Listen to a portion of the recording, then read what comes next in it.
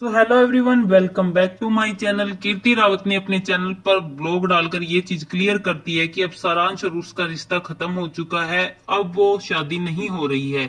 इसके बावजूद भी 1% लोग ऐसे हैं जो अब भी नेगेटिव कमेंट कर रहे हैं। 99% लोग तो कीर्ति का साथ दे रहे हैं और वो चाहते हैं कि कीर्ति इस सिचुएशन में स्ट्रोंग रहे और हिम्मत ना हारे। लेकिन 1% लोग आज भी ऐसे होते हैं जो हमें इस सिचुएशन में भी बुरा भला कहते हुए बिल्कुल नहीं तक। तो यहाँ पर किसी ने कमेंट किया है कि कीर्ति और उसका परिवार ही क्यों सारांश की फैमिली को मना रहा था, शादी करने के लिए फोर्स कर रहा था। क्योंकि कीर्ति ने कहा था ना कि मैंने और मेरे परिवार ने लास्ट मोमेंट तक कोशिश की थी कि ये रिश्ता बचा रहे, जब तक सोशल मीडिया पर बात नहीं आई थी। लेकिन यहाँ पर लोग बाज नहीं आ रहे। आप लोगों को एक चीज समझ आनी चाहिए कि कीर्ति के माँ बाप लड़की के पेरेंट्स है, और आज के टाइम में कितनी भी पढ़ी लिखी दुनिया हो गई हो, झुकते तो हमेशा लड़की के माँ बाप ही हैं। और दूसरा, भम्मू और पाई अपनी बेटी की खुशियों के लिए झुके थे और रिश्ता बचाने की कोशिश कर रहे थे। तो वहीं कीर्ति ने ईमानदारी से इस रिश्ते को अपनाया था और वो चाहती थी उस रिश्ते से जुड़ना, तो इसीलिए वो कोशिश कर रही थी। और कोशिश करे भी क्यों ना, जिस पार्टनर से उम्मीद की थी कि उसके साथ पूरी जिंदगी बितानी है, अभी 4 महीने बाद शादी होनी है, सब कुछ फाइनल हो चुका है, एक एक चीजें क्लियर हो चुकी है। उसके बाद यदि कोई आकर कहता है कि तेरा मेरा रिश्ता खत्म हो गया, तो इतना इजी तो नहीं होता ना रिश्ता तोड़ना। चीजें पूछनी तो पड़ती है, कोशिश करनी पड़ती है रिश्तों को बचाने के लिए। तो जो लोग ये कमेंट कर रहे हैं, तो क्यों कर रहे हैं, तो क्या नहीं करेंगे, कोशिश तो करेंगे ना वो अपनी तरफ से कि हम में क्या कमी रह गई, ऐसा क्या हो गया। जबकि रीजन तक पता नहीं कीर्ति को, लोगों से पता चल रहा है कि उसका रिश्ता टूट चुका है। बिना रीजन के ऐसे ही कोई लोग तोड़ देगा तो कोई सवाल जवाब नहीं करेंगे या अपनी बेटी की तरफ से कोशिश नहीं करेंगे। क्या? क्योंकि वो उसके साथ रहना चाहती है, इसीलिए वो कोशिश कर रही है।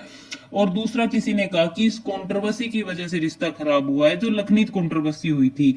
तो एक बात आपको बता दूं कि लखनीत कंट्रोवर्सी खत्म हुए अभी कितना टाइम हो चुका है। अभी तो पूरी फैमिली एक हो चुकी है, चाहे वो नीतू हो, बम्मू हो, पाई हो, पूरे परिवार मिलकर ब्लॉगिंग कर रहा है, एंजॉय कर रहा है। सारा फैमिली के मेंबर जितने भी हैं वो सब एक हो चुके हैं। तो आज कंट्रोवर्सी का असर इस रिश्ते पर तो नहीं पड़ना चाहिए था।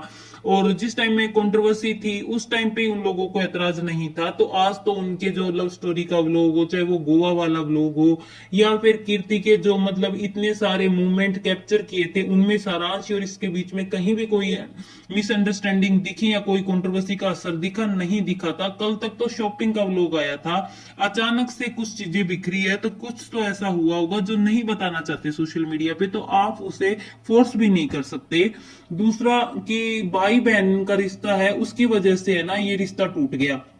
मोस्टली रिक्की का नाम आ रहा है। तो रिक्की ने उस कंट्रोवर्सी के समय पे कीर्ति को कुछ कहा था, तो कीर्ति ने रिक्की को कहा था। तो ये मैटर तो एक बहन और भाई का, इसकी वजह से किसी को बुरा लगना तो मतलब मेरे तो समझ से बाहर है। कि इस टाइम पे जब कंट्रोवर्सी खत्म हो चुकी है, बहन भाई भी वापस से एक हो चुके हैं, तो आज कह रही हो कि रिक्की ने उसका घर बर्बाद कर दिया।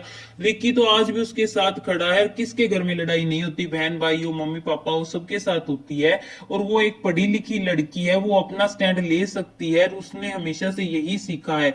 और 3 साल रिश्ता रखने के बाद जब शादी को 4 ही महीने हुए हैं, तब अचानक से शादी को तोड़ना, जब सारी चीजें फाइनल हो चुकी है, शादी की सारी बुकिंग हो चुकी है, इतना सारा पैसा बर्बाद होना, एक लड़की की लहंगे तक की शॉपिंग हो चुकी है, तो क्या बीत रही होगी ना उस पे। जब जैसे जैसे शादी की तारीख आएगी, तो एक एक दिन निकालना मुश्किल होगा उसके लिए, और इजी नहीं है। तो इस सिचुएशन में यदि हम उसको कुछ कह नहीं सकते, उसका दुख कम नहीं कर सकते, तो ऐसे कमेंट करके उसके दुख को हम बढ़ाए भी ना, ये हमारा फर्ज बनता है।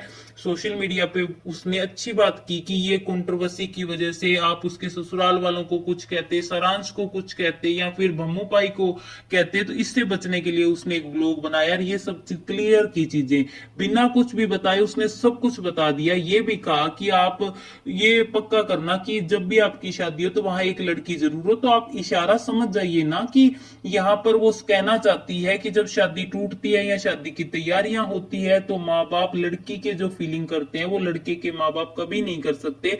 जब घर में लड़की होगी तभी पता चलेगा कि कैसे दिल टूटता है, लड़की का रिश्ता टूटता है, तब माँ बाप पर क्या बीत रही होती है। क्योंकि भम्मू पाई का यहाँ पर रो रो कर बुरा हाल है।